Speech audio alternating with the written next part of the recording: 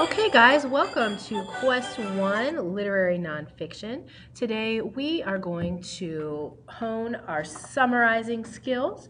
We're going to read a text about the Brooklyn Bridge and summarize it together. Let's go! Okay guys, before we get started with the next piece, I'm going to need you to pause the video and you're going to go into your Schoology course and you'll be in the module Read and Analyze Literary Nonfiction, and then you're going to go to Quest 1 Monuments, and then you're going to go down here where it says Say Do Bridge of Dreams .docx and click on it, and it's going to look like this. And then once you get this, I want you to hit Download File, and it's going to download on your little thing down there, and press it and it's going to open up, and then you're going to need to click Enable Editing, and then it'll look like this. So at this point, if this is what makes you comfortable, I would probably print it just so you have one that you can write on and highlight and mark up just the same way you would in class, and then I'll be doing some stuff with it in the video, but you'll have it there so you can write it down.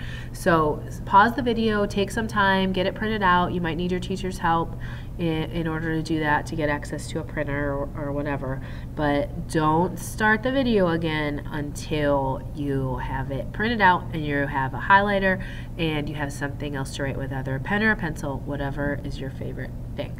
So pause and then we'll get back together in just a minute.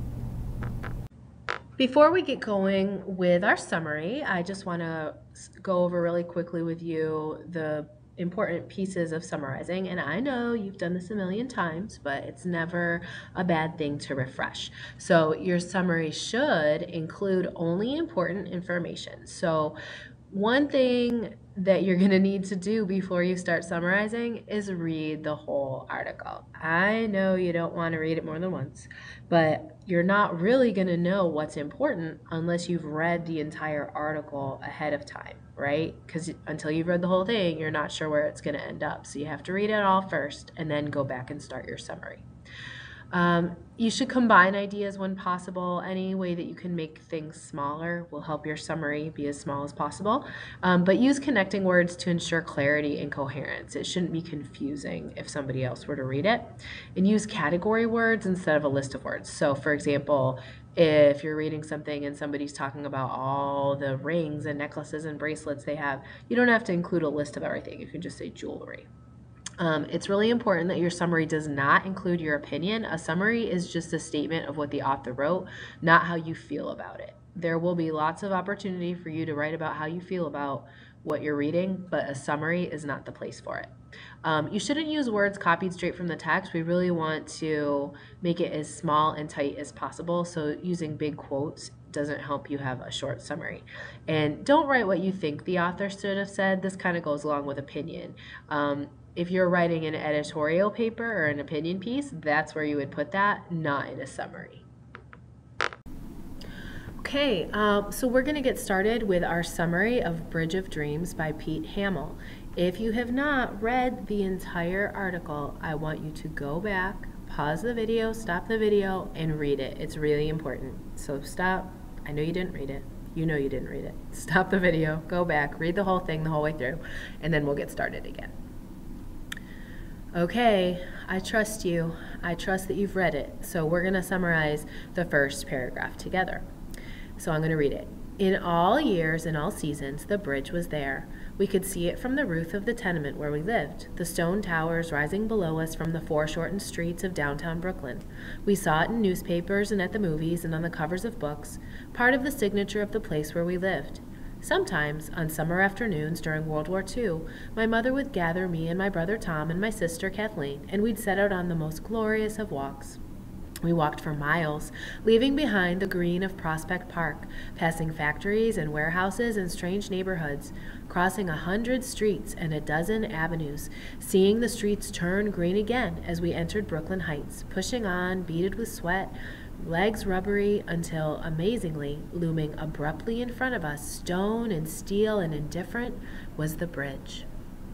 Okay, so I read the whole thing, and I know that you did too, and I trust that you did. I trust you. So let's talk about what a summary of this first paragraph would look like. Um, Here we go.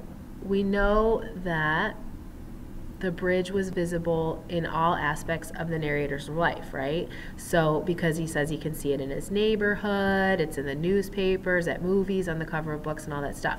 But I don't need all of those details in my summary. That is included in all aspects of the narrator's life. I incorporated it all in there.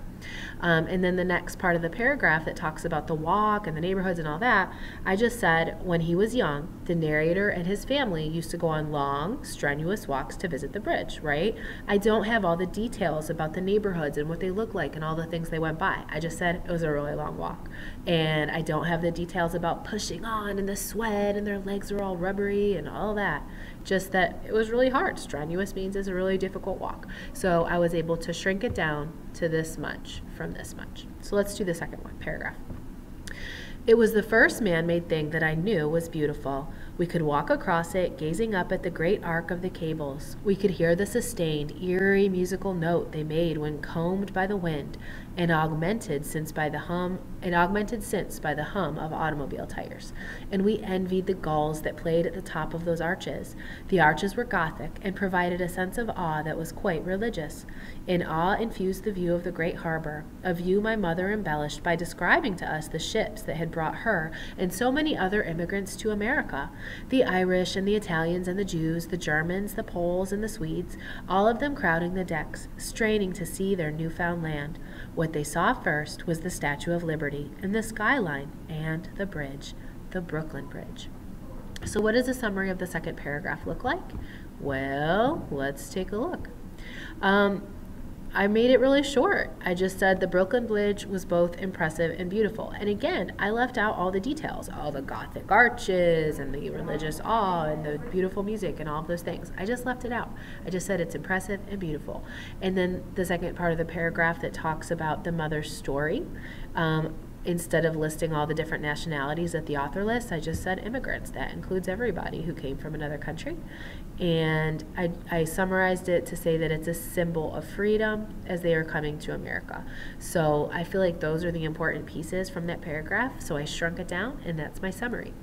What I would like for you to do is go ahead and summarize the rest of the article in your left-hand column. And when you're done with that, then you're going to come back to the video and we're going to talk about what the author is doing and how the author is using language. But you have to have your summary done before we can dig in on the right side.